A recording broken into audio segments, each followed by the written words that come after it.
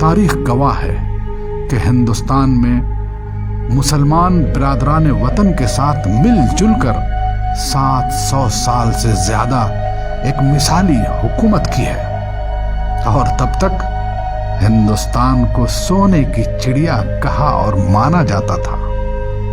لیکن جب اس سونے کی چڑیا کو اڑا لے جانے کا پلان انگریزوں نے بنایا تو ظاہر ہے اس وقت مسلمانوں کی حکومت تھی، تو آگے بڑھ کر مقابلہ بھی مسلمانوں کو ہی کرنا تھا۔ چونکہ ہندوستان کا بٹوارا ایک ایسا خونی اور دل دہلا دینے والا تھا کہ مسلمان جو 100 سال سے جنگ آزادی میں آگے آگے تھا، اس کی تاریخ عصبیت کی لپیٹ میں آ گئی اور اس کی شاندار قربانیوں اور کارناموں پر دبیس پردہ ڈال دیا گیا، یا اس طرح پیش کیا گیا کہ تاریخ کی اصل صورت ہی بگاڑ کر رکھ دی گئی۔ پوری 19ویں صدی جب انگریزوں کے ساتھ مقابلے کا ایک ہی راستہ سمجھا جا رہا تھا، وہ تھا ان کے خلاف طاقت اور بغاوت کا استعمال۔ اس پورے دور میں مسلمان تنہا برطانوی حکومت سے لڑتا رہا، گولیاں کھاتا رہا اور پھانسی کے تخت پر بخوشی چڑھتا رہا 11 مئی 1857 کو جب ملکہ وکٹوریہ تخت نشی ہو گئی، لال قلعے پر انگریزی حکومت کا جھنڈا لہرا دیا گیا۔ وہی وہ دن ہے جب مسلمانوں نے جنگ آزادی کا کھل کر اعلان کر دیا، اور ہندوستانیوں نے اس بات کو سمجھ لیا کہ ہماری حکومت کی جگہ گوروں کی غلامی کا پھندا ہماری گردنوں میں کس چکا ہے۔ اب انگریز افسروں کو پکڑ پکڑ کر گولی مارتے ہوئے مسلمان لال قلعے سے گوروں کا جھنڈا اتارنے کو آگے بڑھے، لیکن ناکام ہوئے۔ نتیجہ یہ ہوا کہ مسلمان خاص طور پر کھل کر انگریزی حکومت کے نشانے پر آ گئے۔ مسلمانوں کو ہر طرح سے کچل کر رکھ دینے کی اب پوری تیاری کر لی گئی۔ دہلی کا چاندنی چوک ہی نہیں بلکہ شہر کے چوراہے پر پھانسی کا تخت بنا کر تیار کر لیا گیا۔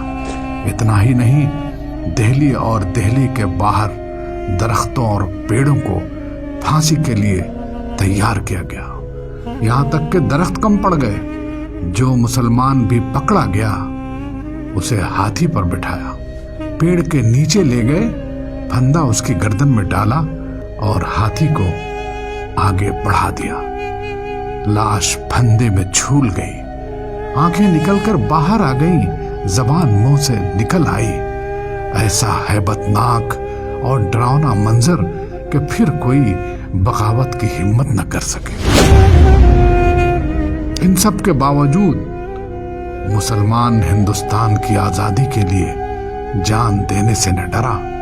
دوسری جانب مسلمان لیڈروں کو پکڑ کر توپ کے منہ پر رکھ کر اس طرح اڑایا گیا کہ پورے جسم کا گوشت اور خون قیمہ بن کر بکھر جاتا، جیسے کسی نے زمین پر خون اور گوشت کا چھڑکاؤ کیا ہو۔ ایسی دردناک سزاؤں سے پورا ہندوستان تھرا گیا۔ اب انگریز کے نام سے ہی خونخوار بھیڑیے کی تصویر نگاہوں میں دوڑ جاتی، اور دہشت و خون سے بھرا یہ ڈرامہ عام ہندوستانیوں کے سامنے کیا جاتا تاکہ عوام عبرت لے اور باغیوں کا ساتھ نہ دے۔ پھر بھی ان سزاؤں سے ہار کر مسلمان نہ گھبرائے اور نہ ان پر کوئی دہشت طاری ہوئی۔ ہر طرف سے پھانسی اور توپ سے مسلمانوں کو ختم کرنے کا ایک نہ ختم ہونے والا سلسلہ جاری رہا، اور مسلمان تھا کہ ہنستے کھیلتے ہندوستان کی آزادی کے لیے جان دیے چلا جا رہا تھا۔ ایک ہسٹورین کہتا ہے کہ دہلی سے الہ آباد تک کوئی ایسا پیڑ نہیں تھا جس پر مسلمانوں کی لاشیں نہ ٹنگی ہوں۔ نفرت انتہا کو پہنچ گئی کہ انگریزی پڑھنا اور بولنا پوری مسلم قوم پر حرام کر دیا گیا۔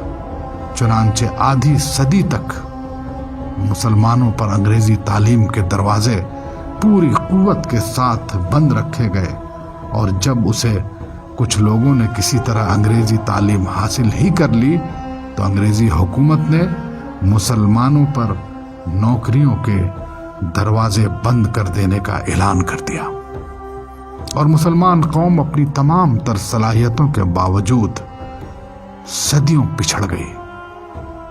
سندر بن کے کمشنر نے گورنمنٹ گزٹ میں اس بات کا اعلان کیا کہ جو ملازمتیں خالی ہوتی ہیں ان پر سوائے ہندوؤں کے کسی کا تقرر نہ کیا جائے، یعنی تمام مسلمانوں نے اپنے فیوچر کو آزادی کی خاطر اپنے ہاتھوں سے تباہ کر لیا، لیکن انگریزوں کی غلامی منظور نہ کی۔ 1900 عیسوی تک جتنے مسلمان آزادی کے لیے پھانسی پر لٹکائے گئے، کالے پانی کی دردناک سزا جھیلی، جیلوں میں عمر قید کی سزا کاٹی، یا لائنوں میں کھڑے کر کے شوٹ کر دیے گئے، یا بغاوت کی جرم میں انہیں گولی مار دی گئی، آزادی کے پورے موومنٹ میں مسلمانوں کے علاوہ ساری قوموں کی تعداد ملا کر بھی یہ تعداد مسلمانوں کے برابر نہیں ہو سکتی۔